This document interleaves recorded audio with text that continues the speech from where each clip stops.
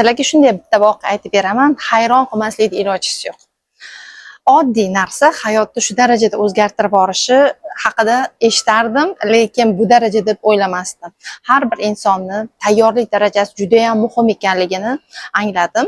Bir haftalik bepul challenge mana shunaqangi darajada insonlardan oldin o'zimni shu darajada katta o'sishimga sabab bo'ldi.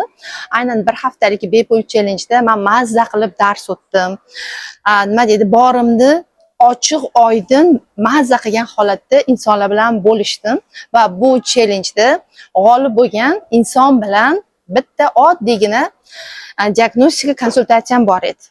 Ana shu diagnostika konsultatsiyam individualniy coachingga aylanib ketib, shuncha natijalar berishini men bilmagandim. Bu joyda faqat men emas, o'sha nimada challenge-da g'olib bo'lgan insonni natijalari men ko'zim bilan ko'rib, hayron va hayratda qoldim. Bu inson men bilan ishlashdan oldin o'zi jarayonlarda, tayyorgarlikda bo'lgan va bu challenge, bir haftalik challenge-dagi 2-3 ta yangi odat bu insonni shu darajada ochilishiga, rivojlanishiga sabab bo'ldi. Bu inson nima deydi, so'z bilan ta'riflab bo'lmaydigan har bitta aytadigan jarayonlari, natijalari meni hayron va hayratda qoldirdi. Bu inson bo'sh vaqtlari ko'p bo'lgan, Instagramda ko'rib, nima xohishlari bo'lgan bo'lsa, o'sha xohishlarini birga amalga oshirishga keldik. Bular yoga xohlaganlar, kim nechta joyda yogani so'rab surishtirganlar, narxlarini ko'rganlar, lekin bora olmay yurganlar. Bundan tashqari neyrografika amaliyotlariga qiziqqanlar, ko'rganlar, bu bo'yicha qiziqishlarini qayerda qanday amalga oshirishni o'ylab yurganlar. Bundan tashqari SMM, o'zini qaysidir kurslari, darslari, internet sohasidagi ochilishlarni ham xohlaganlar. Har bitta xohishi bitta konsultatsiyadan keyin ochilib ketishini bular ham, men ham bilmasdim. Oddiygina o'sha challenge-da qatnashdilar, yangi odatlarni shakllantirdilar. To'lib, pishib turgan holatini yanada keyingi rivojlanishga o'tkazishga sabab bo'ldi. Va bu narsa men uchun oddiy, lekin bular uchun qaysidir joyda hayratlangan joyda men ham bular bilan hayratni, mazzani his qildim. Aynan mana shu ertalab birga yurishni yo'lga qo'ydik. Individualniy coaching sifatida ham psixologik ishlaymiz, ham fizически, ya'ni jismoniy birga yuramiz. Yurgandan keyin yangi lokatsiyalarda o'zimizni erkin tutish, o'sha joydagi tabiatda har bir narsadan mazza qilish etapini birga o'tkazdik. Shu joyda birga yoga qildik. Hattoki haqiqiy yoga bilan shug'ullanayotgan insonlar hayotimizga kirib kelib, biza bilan bo'ladigan yoga darslarini o'zlarini yoga darslariga taklif qilishdi. Ular bilan yoga darslarida qatnashdik. Undan keyin men shu neyrografikalar chizishimizda ham har bitta etapda men shu narsani xohlagandim, orzu qilgandim, lekin menda shunaqa qobiliyat borligi qaysilaridir men esimdan chiqib ketgan joylarimda ham bular eslatyapti-da. Birga shu jarayonlardan o'tganimizda bular bilan birgalikda menda ham loyiqlik, qadr masalalari qaysidir darajada ko'tarildi.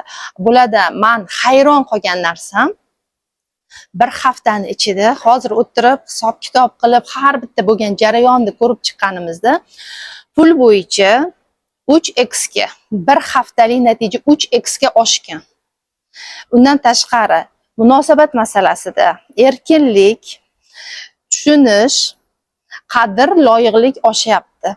Eng zo'r joyi qalb kasbiga qaytyapti, ijod boshlayaptilar. Va qaysidir joyda men juda ham yumshoq o'qituvchiman, lekin qaysidir joyda qattiq qo'lligim borligini his qildim. Bir kunda bitkizib berasiz degan ko'ylaklarimni rost ekanmiga bir kunda uxlamasdan 2 ta ko'ylak bitirib chiqdilar. To'yga kiymoqchi bo'lgan obrazlarini topolmagandan keyin o'zlari yaratdilar. Bir haftaning ichida 3 ta kiyim materialni olib kelishdan boshlab tikib ustimizga kiygizishgacha o'zlari va 2 ta kishiga ko'ylak tikib kiygizishgacha kela oldilar. Bu narsani bahonalari turmush o'rtog'im ruxsat bermaydi, meni vaqtim ketib qoladi, lekin ayol kishi ochilganda aynan har bitta narsa etapni rivojlanishga keladi. Biz o'ylaymiz, biz ochilsak, biz rivojlansak, turmush o'rtog'imizga keraksiz bo'lamiz, ishlarimiz qolib ketadi. Lekin bu qobiq ichida turgan vaqtimiz diskomfort zonaga chiqish xavfli. Lekin bu joyda komfortimiz yo'q. Bitta eng katta natijangiz nimani yo'lga qo'yganingiz bo'ldi? Mana shu challenjdagi eng katta sizga plus olib kelgan narsa uyquni joyiga qo'yishingizdan ochildi hamma narsa. O'sha siz challenge davomida aytdingiz-ku, agar mana shu kuninglarni to'g'ri taqsimlab, to'g'ri anaqa rejalashtirsanglar, hammasiga sekin-sekin erishasizlar. Haqiqatdan shunday. O'sha challenjdagi 5 ta 6 ta odatdan eng birinchisi vaqtida uxlash. Vaqtida uxlash. Hech qachon vaqtida uxlamagansiz. Ertalabki bomdodlarni o'qib bo'lib, keyin yotardingiz, to'g'rimi? Lekin o'sha soat 10-11 oralig'idagi uxlashingiz bitta yangi odatni joyiga qo'ya olishingiz bir haftalik challenge davomida sizda hamma narsaga ochib yubordi. Bu nima deydi? Meditsina nuqtai nazaridan, diniy nuqtai nazaridan bu rostakam energiya berilgan uyquni o'z vaqtiga amal qilish, birinchi bitta odatni o'zgartirib, shakllantirish qolgan narsalarning ochilishiga, sizni tayyor bo'lishingizga sabab bo'ldi. Yana nima sizni ochdi deb o'ylaysiz? Hamma orzularingiz bor edi, tayyor edi. Faqat nima yo'q edi? Ustoz yo'q edi. Ruxsat yo'q edi. Mayli, ruxsatdan, ichki ruxsatdan keyin qarang. Siz ichki ruxsatga keldingiz, bir haftalik challenjda qat'iyat bilan, tartib bilan o'zingizni shakllantirdingiz. Undan keyin keldi. Yoga ustozi ham keldi, neurografik ustozi ham keldi, psixolog ham keldi. Har tomonlama ozishingiz bo'yicha, yangi qirralaringizni ochishingiz bo'yicha. Har doim turmush o'rtog'ingiz nima derdilar sizga? Master. Master. No, hozir qadamdamiz, faqat tikuvchilik bo'yicha emas, masterlikni ochish bo'yicha. Birinchi etapda ijodkorlik ochildi. Endi ikkinchi etapimiz masterlik. Masterlik. Hozir bir haftadan keyin yoki bir oydan keyin biz sizni masterligingizni ochganimizda siz qanday jarayonda bo'lasiz va hozir sizga nima to'siq bo'lib turibdi? Ustoz aytadilar-da, nima to'siq bo'lib turgani. Demak, ishlagan vaqtingizda, psixologik, o'zingiz bilan ongli ishlaganingizda va atrofingizda bo'layotgan vaziyatlarga qarab keyingi etapga o'tasiz. Lekin hozir qarang, mana ishlar bitta etapga to'ldi, yana nima ko'tarilyapti? O'zim chetdan ko'ra olmayapman lekin. Nima ko'tarilyapti? Yana chekinish, yana qobiqqa kirish, komfort zonadan bitta diskomfortga chiqib, yana bitta qaysidir ma'noda kengaydik. Undan keyin kengayishga hozir yana nima yo'q? Ruxsat yo'q. Ruxsat. Ya'ni kimlar bahona qilyapmiz? Bahona ko'p. Bahona ko'p.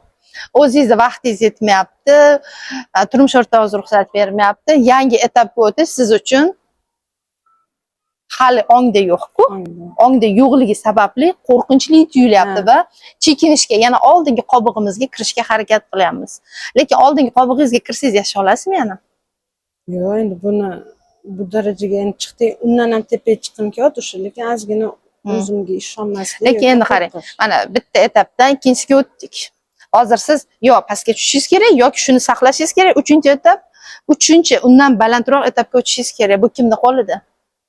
O'zimmi? O'zingizning qo'lingizda. Lekin siz oldin nima deb o'ylardingiz?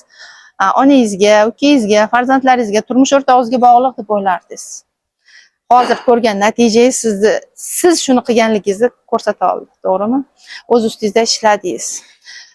Hech kim siz birinchi o'z ustingizda ishlab tayyor bo'lganingizda, men o'zi psixologiyaga kirganimda eng birinchi berayotgan ustozlarga bergan savolim shunaqa edi-da. Qanday qilib zo'r ustoz kelsa-da hayotimga hamma narsam tezlashib ketsa. O'shanda ustozim aytgandilar-da, siz tayyor bo'lish darajangizga qarab ustoz keladi. Siz tayyor bo'lishingizga qarab deganda qabul qilgim kelmasdi-da. Shunday ustoz kelsa-da, men shunday rivojlanib ketsam, yo'q, u narsa sizni tayyorligingiz muhimligini tushundim. Demak, siz hozir misol uchun tikuvchilik bo'yicha ustozingiz o'zgaryapti, hamma narsa bo'yicha etap o'zgaryapti. O'sha joyda nima qilish kerak? Chekinish kerak ekan? Yo'q. Keyingi ustozga siz tayyor bo'layotganligingiz uchun bu jarayonlar bitta tushish, keyingi ko'tarilish uchun kerak. Nima qilasiz? Tushgan joyingizda qolib ketmoqchimisiz? Yo'q. Nima qilasiz? Harakat qilamiz. Bir oydan keyin qanaqa natija bilan bo'lishasiz? Siz aytgan endi 3x deyapsiz, mayli, yana bitta 3x qilaylik. Yana bitta 3x qilamiz. Demak, pul ko'rinishda olganimizda 300 dollarlik energiyangizni 3x ga 900 mingga ko'tara oldingiz. 3x bo'lishiga tayyormisiz hozir? Bu faqat pulda emas, pul bizaga qaysidir ma'noda obrazda biza ko'pincha pul bilan ko'rgan narsamizni ko'zimiz bilan ko'rganligimiz uchun his qila olamiz. Bu sizga qancha hissiyot berdi? Munosabat masalasi qanaqa bo'ldi? Nima his qila oldingiz? Erkinlik, nimalar? Erkinlik berdilar, ruxsat berdilar. Ruxsat berdilar, erkinlik berdilar. Bu sizga nimani ochdi? Ijodingizni ochdingiz. Ijodimni ochdi. Birinchi tikkan kiyimingizni qanaqa maza qildingiz? Yosh boladek xursand bo'lib, hatto uyqusiz. Siz bilan ishlaganimizda o'sha o'zimga bo'lgan ishonchim yo'q edi. Mana shu challenjda harakat qilib yutganimdan keyin men bilan alohida konsultatsiya o'tkazganingizda o'shandan keyin o'zimga ishonch uyg'otdingiz. Qila olasiz deb gapirdingiz, davay harakat qiling deb menga turtki berdingiz. Mana shu yurishlarga chiqishi ham birinchi taraflama men bu vaqtida uxlab vaqtida turishi yo'lga qo'ygandan keyin bu yog'iga уже sekin ochilishlar bo'lib ketdi. O'sha qilmagan ishlarim, mana shu ayniqsa tikuvchilikda qilmagan, qila olmagan ishlarimni nima deydi, bir kunda ham qilsa bo'lar ekan, harakat qildik. Ozishga, birinchidan keyin to'g'ri ovqatlanib, shundan keyin qarangda o'zi challenjda qo'ygandikda vesimizni natijaga aylantiramiz deb. O'shanda nima maqsad qo'ygandingiz? qo'ynay dedim-ku sizdan, qo'ynay dedim. Agar o'sha qo'ynay olmasam tikaman dedim. Haqiqatan ham qo'ynay qidirdim, ko'nglimdagidek chiqmagandan keyin ketdim-u, qizlarga ham голосовой tashladim-u. Qizlar, agar men shu qo'ynayni olmasam dedim, 1-2 kun qolganda tikib tashlayman dedim. Haqiqatan shunaqa bo'ldi. Tikib tashladi, endi harakat qildik. Agar ko'nglimdagidek balkim chiqqanida men sotib olardim.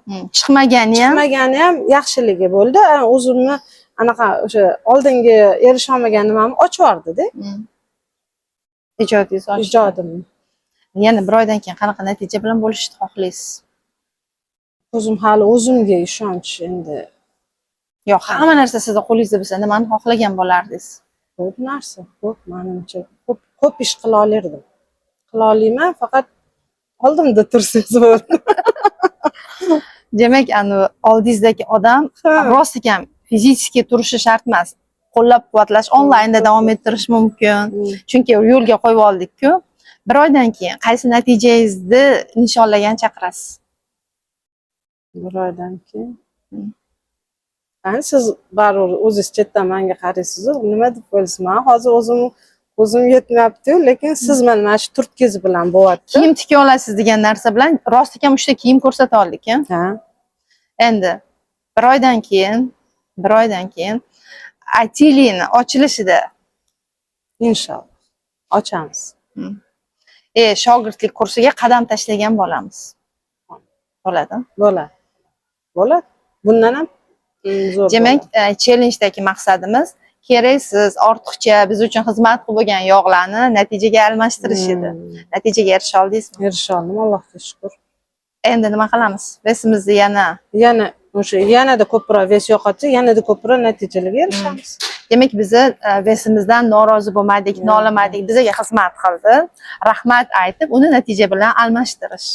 Bitta savolim bordi. Mendan oldin ham siz ozish bo'yicha kurslarga qatnashgansiz va boshqa kurslardan farqi nimada bo'ldi? Farqi oson, 3 mahal o'sha to'g'ri ovqatlanishda oson yo'li, uyda bor narsadan o'rgatdingiz. Mana shu vaqtida uxlab, vaqtida turish. Mana shu ikkita narsa bunday olib qarasam, osongina o'tgani uchun farqi o'sha osonlikda bo'ldi. Majburiy narsa yo'q. Yo'q, majburiy yo'q. Maza qilish, hamma narsa yedik-a? Hamma narsa yedik, vaqtida yedik. Vaqtida shu 3 mahalliy ovqatlanish, o'rtada hech qanaqa qo'shimcha perikos yo'q. Vaqtida uxladik, vaqtida turdik. Qolgan qoidalarga amal qilmasak-da, mana shu ikkita qoida bilan zo'r 3 ta qoida bo'lyapti sizda. 3 mahalliy ovqatlanish, perikosda yo'qligi va uxlab vaqtida turish sizga natija olib keldi. Hamma narsaga amal qilsak, o'sha yerdagi 5 ta 6 ta qoidaga to'liq amal qilsak, qanaqa natijaga chiqamiz? Menimcha 10x bo'lsa kerak. 10x. Undan tashqari sizga eng yaxshi yordam bergan narsa psixologik o'z ustingizda ishlaganingiz, ichkaridan o'sha to'siqni olib tashlaganingiz hayotingizni qaysidir ma'noda tezlashtirdi, rivojlantirdi. Demak, bu qonun qoidaga shuncha odam amal qildi. Kimdadir qaysidir etapda natija eng zo'r narsa bizada to'siq tanada emas, ongda emas, biz bilmaydigan ong ostida. Demak, ong osti mo'jizasini bitta sinab ko'rdik. Keyingisida yana 3x yoki 10x bo'l. Keyingi safarda o'sha bir oydan keyin gaplashamiz. Xudo xohlasa. Agar sizga ham shunday natijalar qiziq bo'lsa, video tagida nomer qoldiraman, murojaat qilishingiz mumkin.